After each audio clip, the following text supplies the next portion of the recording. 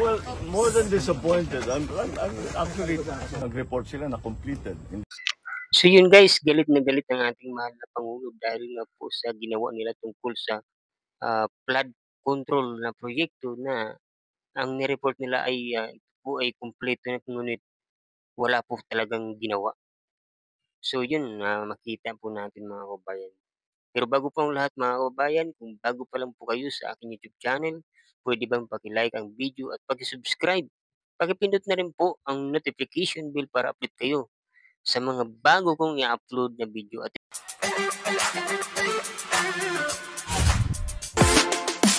At ito na nga guys, panoorin natin. Pagkatapos po natin panoorin, saka na po tayo pwedeng mag-komento mga guys at ilagay nyo lang po sa comment section. Well, more than disappointed. I'm actually I'm getting very angry. This is what's happening here. Hindi naman, paano naman, pero wala talaga, 220 meters, 55 billion, completed ang record ng Public Works. Walang ginawa, kahit isang araw hindi nagtrabaho, wala kang makita, puntahan ninyo, wala kayong makita kahit na ano. Tuloy-tuloy ang pagbaha doon sa kabila. So, yes. Sir? Oh. Sir?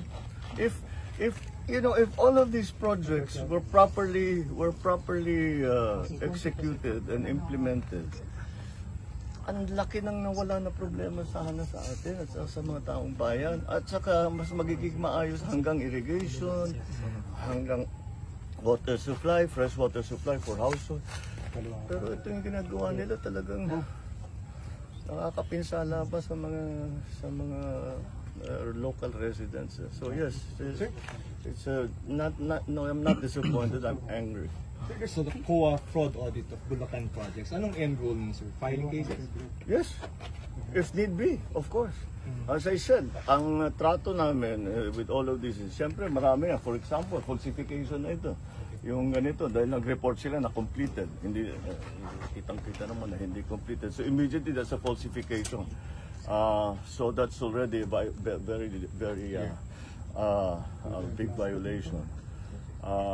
And for the big ones, talagang I'm thinking very hard to pipilahan natin sila na economic sabotage. Because economic sabotage is very clearly. Tignan natin yung utang ng gobyerno ng Pilipinas, ng Republika, ay mababawasan kung naging maayos lahat itong kasi ngayon babalikan na natin ngayon to, saan napunta yung pera, hahabulin natin, kakasuhan natin sila, how long will that take? Hindi ba?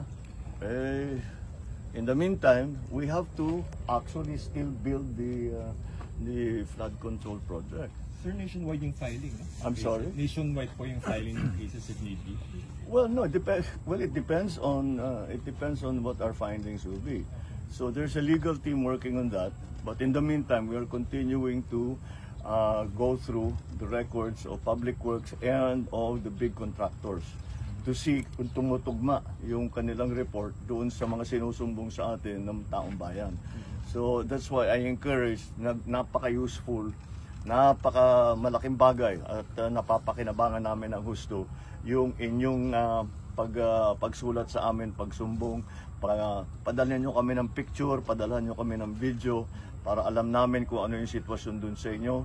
Pupuntahan natin, kung hindi ako makapunta, pupuntahan ng mga engineer natin para makapag-report sila sa atin na mabuti. At malaman talaga natin kung ano nangyari sa pondo, sino nagwaldas ng pondo, paano nangyari yung na ibigay yung kontrata dun sa mga ganyang klaseng kontratista.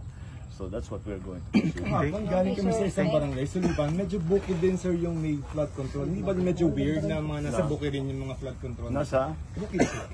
Well, maraming parang hindi naman kailangan. Kahit sa design.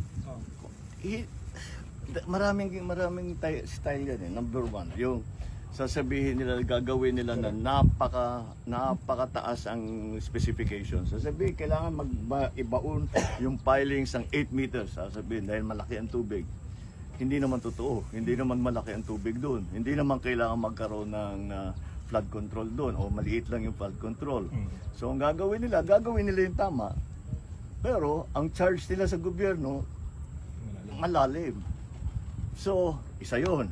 Ito, yung ganito, ghost project, kahit na nakakompleto, etc. I-report nila sa public works, kompleto, walang ginawa. Maraming teknik eh. Tapos siyempre, nakita ninyo dun sa kabilang bayan. Tama, yung simento, nipis-nipis. Sapak nakita ko yung papunta rito, yung asphalt overlay. Sira-sira. Kaya patitignan ko